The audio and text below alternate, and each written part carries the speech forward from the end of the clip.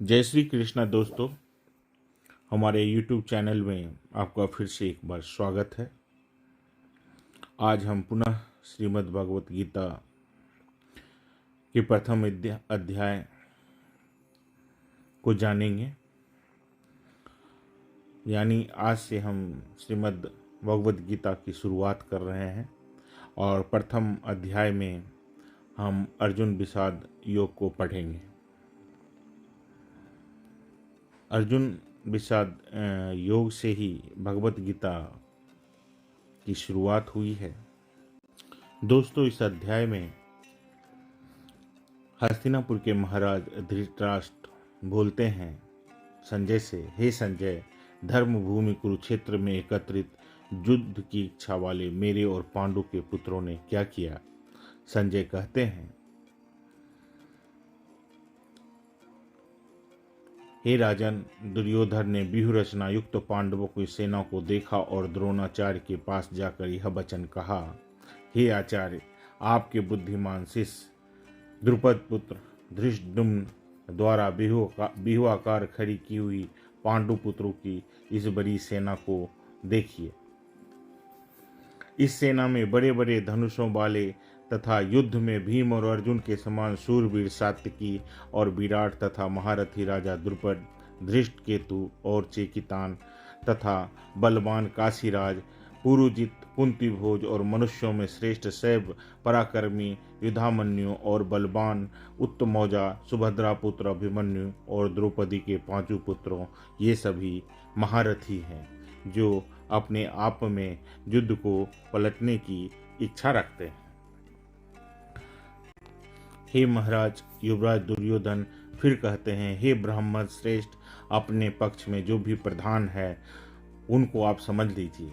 आपकी जानकारी के लिए मेरे सेना के जो सेनापति हैं उनको बतलाता हूँ।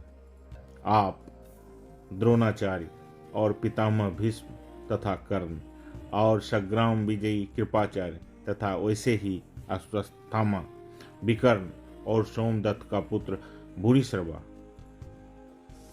इतने सारे जो वीर हैं वो हमारे भविष्य के सेनापति हो सकते हैं। इसके बाद दुर्योधन फिर आगे बोलता है, और भी मेरे लिए जीवन की आशा त्याग देने वाले बहुत से शूरवीर अनेक प्रकार के शस्त्रास्त्रों से सुसज्जित और सब के सब युद्ध में चतुर हैं। भीष्म पितामह द्वारा रक्षित हमारी यह सेना सब प्रकार से अजय है और भीम द्वारा रक्षित इन लोगों की यह सेना जीतने में सुगम है, क्योंकि दुर्योधन को यहाँ अपनी सेना बड़ी दिखाई पड़ रही थी, क्योंकि कौरवों की सेना बहुत बड़ी थी पांडवों की सेना के सामने। इसलिए सब मोर्चों पर अपनी अपनी जगह स्थित रहते हुए आप लोग सभी निसंदेह भीष्म पितामह की ही सब ओर से रक्षा करें, क्योंकि दुर्योधन जानता था कि जब तक भीष्म पितामह जीवित हैं उसे कोई हरा नहीं सकता है, उसे कोई जीत नहीं सकता है। इसलिए दुर्योधन ने ऐसा कहा। संजय ने यह बात महाराज को बताई, क्योंकि संजय को दिव्य दृष्टि मिली थी वेद व्यास से।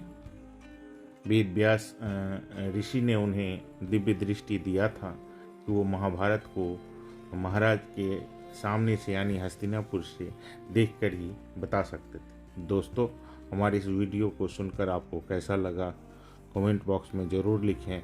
हमारे चैनल को लाइक और सब्सक्राइब करें। अगले वीडियो में हम ज़रूर आपसे फिर मुलाकात करेंगे और अगला जो वीडियो बनाएंगे वो भी श्रीमद् भागवत गीता अध्याय 1 से ही होगा।